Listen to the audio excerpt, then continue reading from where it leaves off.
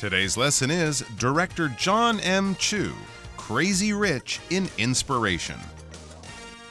Hello, everyone. I'm Mike. I am Roger. And today we are going to be looking at John Chu, a young director who's really made a name for himself. He's had a couple of big hits. And, of course, right now there's another of his movies that is going to be in the movie theaters. If not already, then very soon. This is the second installment of the Wicked film series.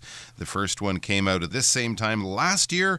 And today many fans are very excited to be seeing Wicked Part 2, which is the sort of conclusion of the musical. And if you're not familiar with Wicked, then you might remember he directed Crazy Rich Asians a few years ago, which was another big blockbuster success. So a young director who's getting a lot of attention and having a lot of hits. So let's get to it. Let's dive right in and listen to the first part of our lesson right now. Director John M. Chu, Crazy Rich in Inspiration. At the University of Southern California, USC commencement in May 2025, film director John M. Chu stepped onto the Los Angeles Memorial Coliseum field like he was coming home.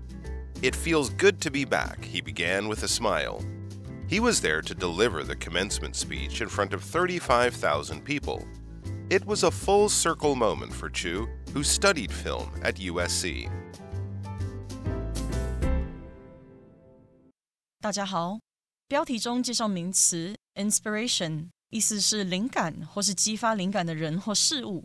例如 The beautiful scenery served as an inspiration for the artist's new painting. 美丽的风景为艺术家的新画作提供灵感。或者 The city's dramatic history has served as an inspiration for many films. 这座城市戏剧性的历史成为许多电影的灵感来源。另外补充动词 inspire, I-N-S-P-I-R-E, inspire, 表示赋予点灵感或是激发想法，也可以是鼓舞或是激起的意思。例如 Great teachers are often able to inspire a love of learning in their students. 优秀的老师经常能激发学生对学习的热爱。也可以说 Mitch's story of success inspired others to follow their dreams. Mitch 的成功故事激起了其他人去追寻自己的梦想。接下来看到形容词 memorial， 表示纪念性的或是追悼的。例如 A memorial statue of the hero was created after his death to honor him. 人们在英雄过世后建立了一个纪念雕像来纪念他。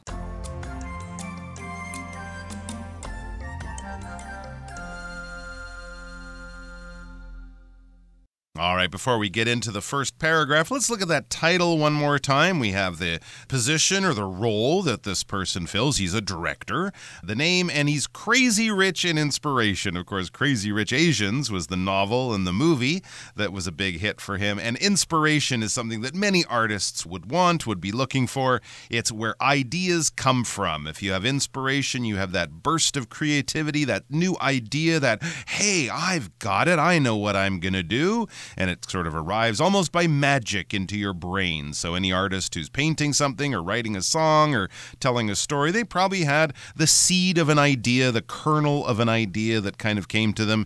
And they thought, that's a great idea. I can do things with that. I can expand on that. I can turn it into a story, a song, a movie, whatever it is.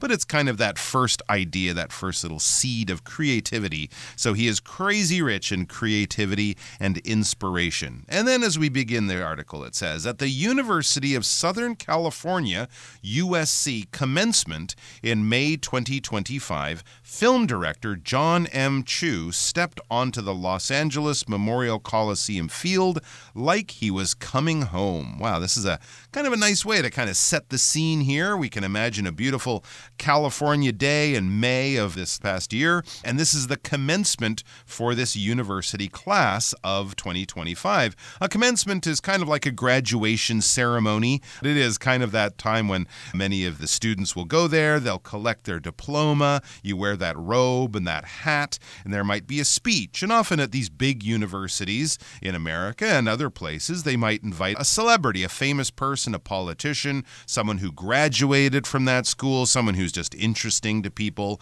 and they come and they give a speech, often kind of inspiring or giving inspiration to young people to go out there and have a good career and be a good person and grow and develop into a wonderful member of society. So this is his job. It's kind of an honor for a person to be asked to come to the school and make this speech. A commencement speech is what it's often called. And so there he is, John M. Chu. He's stepping on to the Los Angeles Memorial Coliseum field. Is that the same place they have the Olympics? I think so. The 84 Olympics, I think, were held there. And the 1932 Olympics or something going way back. So there's a big stadium, because often these universities, especially big American universities, will have thousands of students graduating in one year and, of course, thousands of family members and friends who are also there at the commencement to enjoy, to share in this wonderful achievement that their friends and family have accomplished by graduating. And it was like he was coming home, so that gives us the idea that he also went to this university, USC, previously. That's why he's been asked back to make the speech. And it also makes sense because I know that the USC Film School is very famous. A lot of great directors going back to the 70s and more recently, they all went to USC as well. So he is an alumni of this university. So, of course, because he's famous as a result of his filming career, that makes this particular film school look good. So you can expect lots of other great film directors to graduate from there in the future. So yes, he went there and he was going to address the commencement ceremony. Commencement, of course, just means moving forward. So all these graduates are going to move forward out into the world and make some changes and things like that. And he said, "It feels good to be back." That's what he said. He began this with a smile. So, of course, he was very happy, saying that it felt like a homecoming. It feels good to be back. He was there to deliver the commencement speech in front of 35,000 people. So, of course, yes, indeed, as you said, people go there to deliver a speech. That just means you give a speech in this particular case.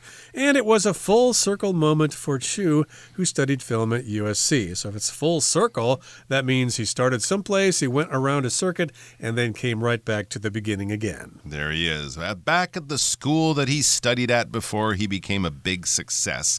And that would, of course, be a very gratifying moment, not only for him, but for his family, and also a big thrill for any of the students there, I think, probably to have this acclaimed director giving them a speech as they graduate and go off to the next phase of their lives. And we're going to go off to the next phase of our article by checking out the second paragraph. So let's keep going along with John Chu and read and learn about his sort of background story.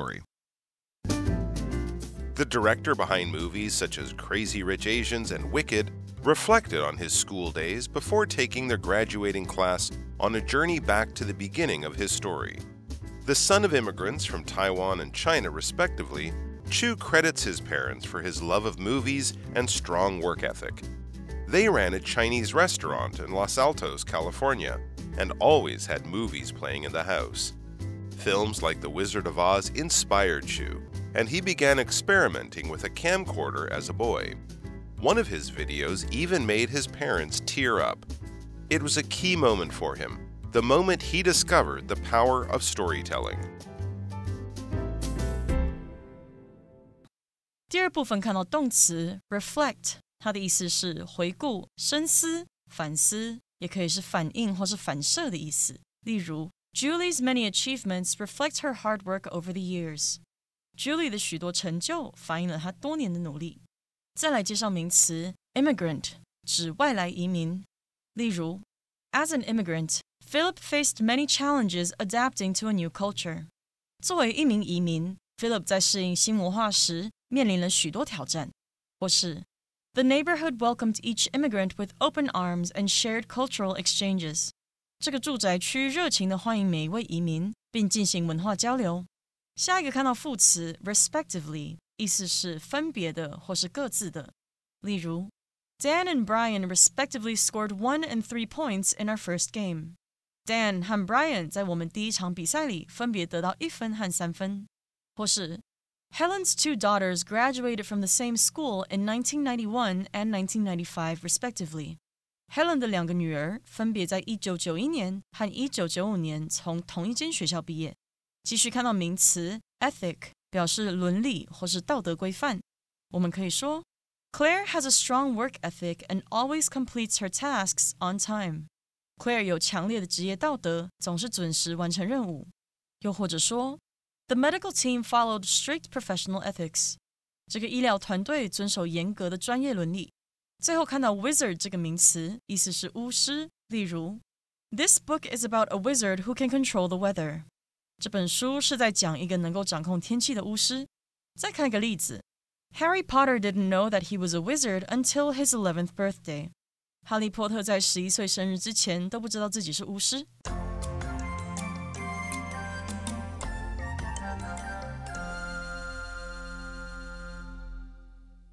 Okay, so here in the second part, let's talk about it. It says, the director behind movies such as Crazy Rich Asians and Wicked reflected on his school days before taking the graduating class on a journey back to the beginning of his story. So remember, he's giving a commencement speech to this graduating class of 2025 just a couple of months ago. And he's behind these movies. Of course, he's the person who directed these movies, Crazy Rich Asians. I think it's about rich people in Singapore or something like that. I saw it once. And then, of course, we got Wicked, which we've talked about before, kind of a new take on The Wizard of Oz. And he reflected on his school days. So here he reflected just means he talked back as if he were looking into a mirror and thinking, hey, I remember when I was in film school here. I was thinking about the future, but I wasn't quite sure what I was going to do, where I was going to start, how I felt about things. So he reflected on his school days. He sort of talked about those school days. He remembered them and talked to the students about those things. And yes, indeed, he was talking about his journey, and he was taking them all back to the beginning of his story, probably talking about his early life and things like that. Exactly right, and we're going to learn about that early life right now. It says, the son of immigrants from Taiwan and China, respectively, Chu credits his parents for his love of movies and strong work ethic. So he was born in America, I should say. His parents were not born. They were immigrants. They were people who moved from a foreign country to a new country to make their home. We would actually say they were immigrants into America, but immigrants from their home country. So you're an immigrant into your new country, your new home country, but an immigrant with an I, not emigrant with an E. An immigrant, as we see there in the article, as you leave your country, as you leave your former home to head off to your new home. So his parents, respectively, I guess here what we're saying is that probably his father was from China and his mother was from Taiwan. I'm guessing that's what we're saying because respectively is sort of referring to in that order. All right. So you might say, this week I'm really busy. One day I have a dentist appointment. The next day I have a doctor's appointment. And the third day I have to go and buy a new car. And that's Monday, Tuesday, Wednesday, respectively. So those things are going in the same order that I just said them in. So Monday is the doctor's appointment, Tuesday is the dentist, and Wednesday would be I'm going to buy my new car. So going in that order. Either way, both of them were born outside of America, moved to America, and Chu himself was born there. So he credits his parents for his love of movies. He sort of gives the responsibility of his love of movies to his parents. When we credit something, it's like giving the responsibility in a good, positive way. The opposite would be blame. He blames his parents for his love of movies, and all he ever does is watch movies, and he's never really done much with his life. So that would be to blame your parents for something sort of negative or bad in your life. But if it's something good in your life, if it's something your parents sort of gifted to you or influenced you in a way that's positive, then you would credit them. You would give them the good responsibility for this good thing. And they also give him a strong work ethic. An ethic is kind of like a personal moral code, the way you do things, right? Having a work ethic means you like hard work. You're not a lazy person. You see the value of hard work. work. You see the benefits and the good things that hard work can bring you, and that's your personal ethic. If you're a vegetarian, you have an ethic against eating animals, right? It's not a law. It's just a personal choice and a personal rule that you've sort of adopted for yourself. Of course, a lot of religions come with different ethics. We shouldn't lie, we shouldn't cheat, we shouldn't steal, things like that. Many times ethics do become laws, but sometimes they're just very, very personal. Like the guy who gets on the bus, and I never sit down. My personal ethic is I'm young, I'm strong, I never sit down on a crowded MRT. I always want to leave this seat for another person. But hey, if you want to sit down, that's fine. It's just sort of my personal rule. Right, and the word ethic, of course, is similar in meaning to moral. Morals, of course, are things that you follow in life so that you live a happier life or whatever the things you should do. And for me, ethics tend to talk about things that have to do with work, like a hard work ethic or something like that. And morals are more about your conduct as a person with other people. But, of course, these things mix around all the time depending on context. So in any case, he credits his parents for his love of movies and credits them for having a strong work ethic. He did not grow up to be a lazy boy. Now, they ran a Chinese restaurant in Los Altos, California, and always had movies playing in the house. And they ran a Chinese restaurant there, as a lot of immigrants do. They immigrate to other countries and they run Chinese restaurants, and then maybe their kids grow up to become business leaders or work in economics and banking or whatever, or in this case, becoming a film director. So they operated this Chinese restaurant in Los Altos, California. It was probably very tasty.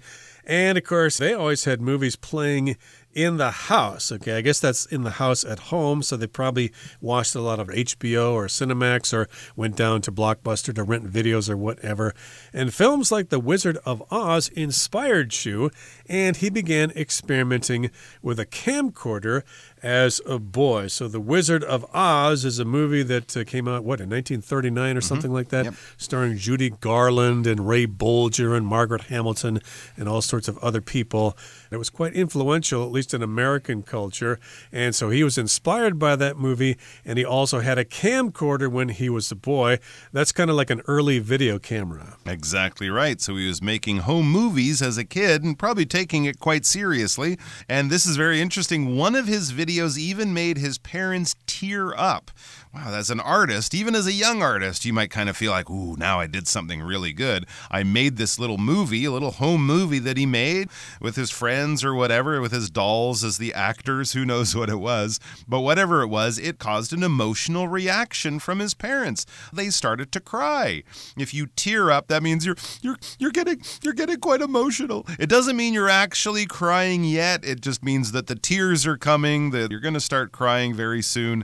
This is often a scene in a movie, when the parents see that their beautiful daughter or handsome young son is now getting married or having their first grandchild. I think I'm going to cry. I'm starting to tear up. Hopefully it was because it was such a good movie, not because the movie was so terrible his parents were embarrassed for him or something like that. Yeah. No, it probably because it was such an emotional moment in the film. It was getting the reaction that a director or an artist would want to get from an art that is supposed to cause this type of emotional reaction. It worked, in other words. As it says, it was a key moment for him. You can imagine him just sort of seeing them tear up, going, yes, that's exactly what I wanted them to cry. They were supposed to cry at that moment, and they did.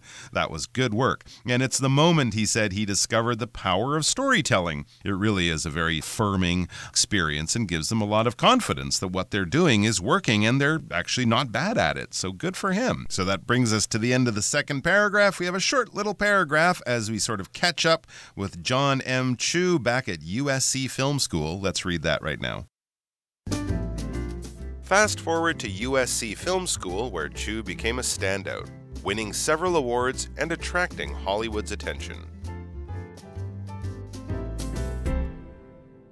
Okay, so here's the final part of our lesson for today. It says, fast forward to USC Film School, where Chu became a standout, winning several awards and attracting Hollywood's attention, which is very convenient because USC, of course, is in the Los Angeles area, right next to Hollywood. So, of course, he was in a very convenient position there to be seen by Hollywood directors and producers and things like that. So the rest, of course, is history.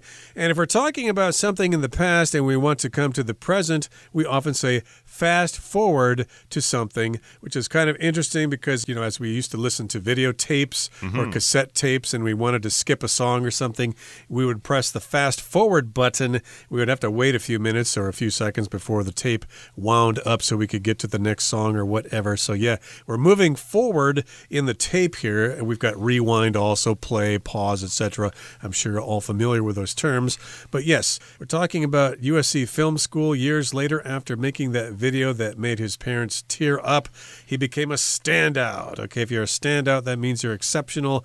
When he was studying there, of course, he was probably always on the dean's list. His student films were always seen by other students. And of course, he became very famous after that. There you go. We're using it as a noun there. That's why it's one word, but you can also say he stood out or to stand out from the crowd, to be sort of a little more special. People pay a little more attention. You're a little bit better than your peers or something like that. So he was definitely one of the best students probably in his class that year. And clearly, because he won several awards, winning several awards and attracting Hollywood's attention. I guess like in sports, you might have scouts checking out the talented university basketball players. They probably have Hollywood producers and studio heads checking out the talented filmmakers and actors and other things like that. So he may have had some offers to direct films or television shows as soon as he graduated from school. So clearly a talented young filmmaker from a very early age. And that's kind of where we leave it off today, at a fairly early age. He's just graduated from school and he has all of his Hollywood success to come, which we're going to be reading about tomorrow. Okay, that brings us to the end of our explanation for today. Here comes our beloved Chinese teacher, Hanny.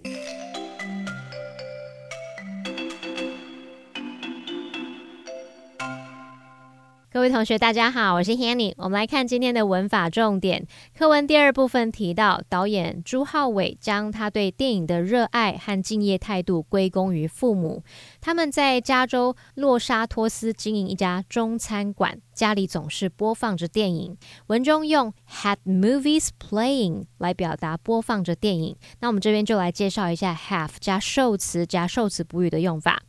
have 当实义动词是用来表示命令或是要求，那在使用 have 加受词加受词补语的句型时，这个受词补语可以用原形动词或是用分词 VING 或 PP， 不过它们所代表的意义不同。好，第一个 have 加受词加原形动词是用来表示命令或要求，常常用在一次执行完成的动作，那这个动作会在一定的时间内完成。例如 She had her son mop the floor 她叫她儿子拖地。好，那第二个 have 加受词加过去分词 PP 是用来表达请人做让人做什么事，那这时候受词常常会是事物，受词跟受词补语之间是被动关系。举例来说 I had my laptop repaired yesterday 我昨天请人家帮我修理笔记型电脑。第三个 have 加受词加 VING 这是课文的用法，是表达说让某事持续进行，通常用来描述某事它正在持续或者是反复的发生。那在这样的结构当中，受词跟受词补语 VING 之间是主动关系。那么 have 我们说虽然有这种使得的意思，可是在这边它不含强迫跟命令的语义。举例来说 He had the fan running all night long 他让电风扇整晚都开着。好，课文接着提到朱浩伟从小就开始拿着摄影机尝试拍片。 One of his videos even made his parents tear up 其中一支影片甚至让父母感动落泪。那么 tear up 是表达眼眶泛泪。好，我们这边也来整理一下 make加受词加原形动词的不同意思。第一个，它可以表达迫使要求点点点做某事，那这时候 make 是当实义动词，表达迫使要求，就带有强迫的语义。例如 The teacher made him stay after school 老师要他放学后留下来。第二个可以表达使得让点点点做某事， make 在这边是表达使得或是让，不带有强迫的意味。例如The final scene made me cry 最后一幕让我哭了。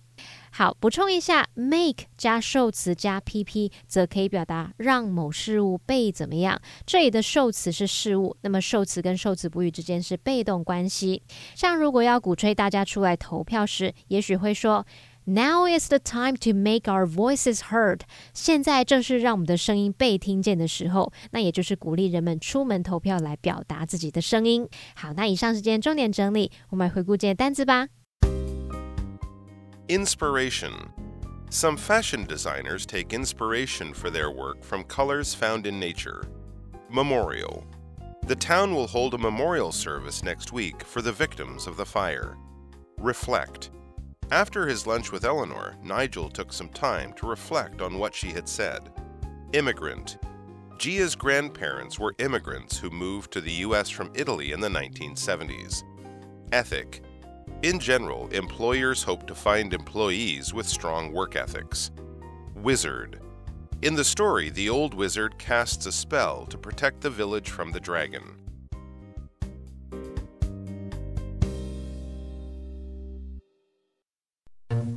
Well, that brings us to the end of another edition of our program, and please make sure you join us again next time. From all of us here, I am Roger. I am Mike. See you next time.